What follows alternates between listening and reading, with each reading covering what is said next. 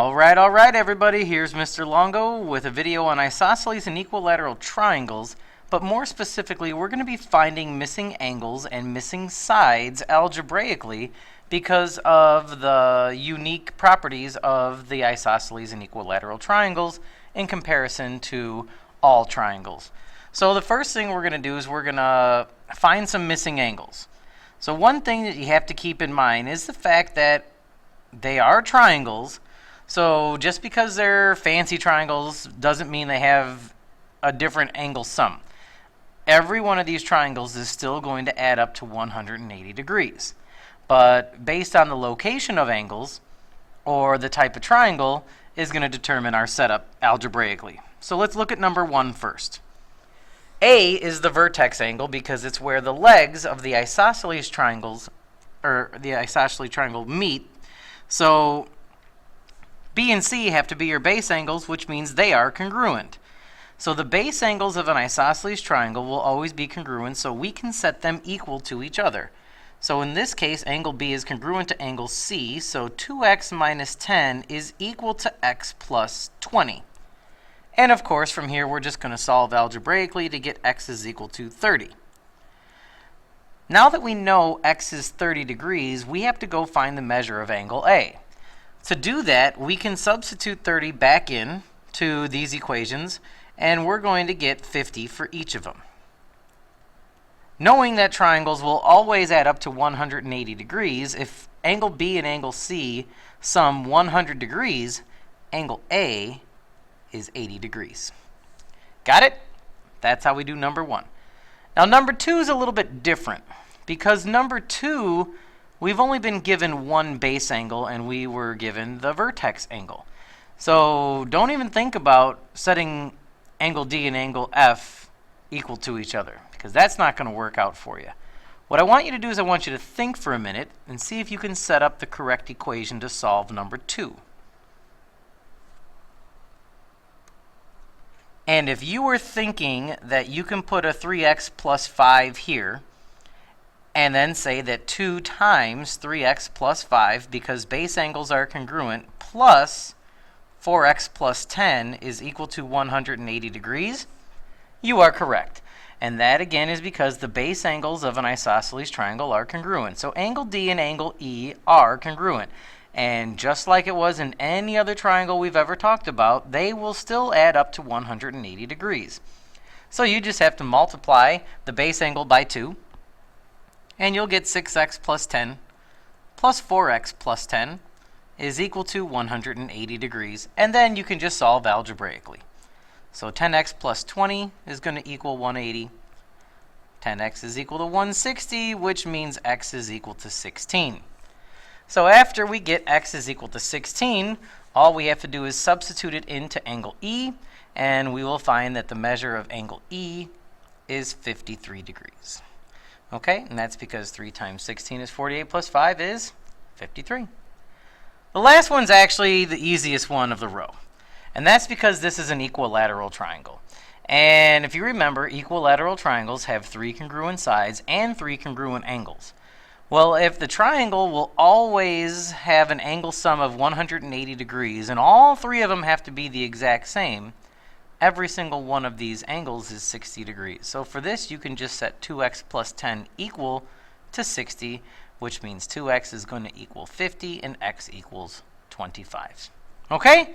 So those are some algebra problems using isosceles and equilateral triangles to find their missing angles. Next thing we're going to do is find missing sides, or use sides to solve for x and find missing pieces. So here's a new row. This time we're going to be using the exterior dimensions, not the angles, although we might use the angles to help us set up the problem. So if we look at number 4, this time you are given the base angles. So if those are the base angles, you know that this is your vertex angle, which means those 2 sides must be congruent. Now, I'm not saying you don't need x minus 1. You are going to use x minus 1 to find the perimeter. But for your algebraic setup, you can ignore him for now. So we're just going to set those 2 sides equal to each other. So 3x minus 4 is going to equal x plus 8. Solve for x. So 2x is equal to 12, so x is going to equal 6.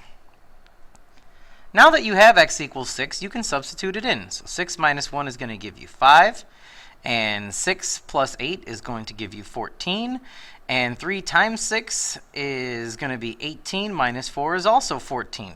So then all you need to do is add all of those up, and you're going to end up with a perimeter of 33.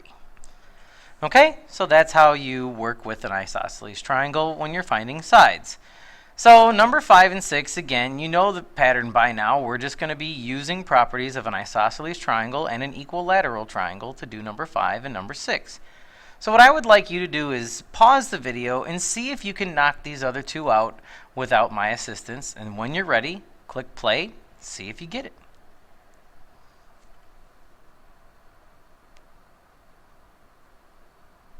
So let's see what you did. For number 5, again, the base angles will tell you that AB and AC are your legs, which are congruent. You cannot set x plus 8 equal to 2x plus 4, so what you have to do there is what we did earlier. We know those are going to be congruent, so we can just set those equal to each other.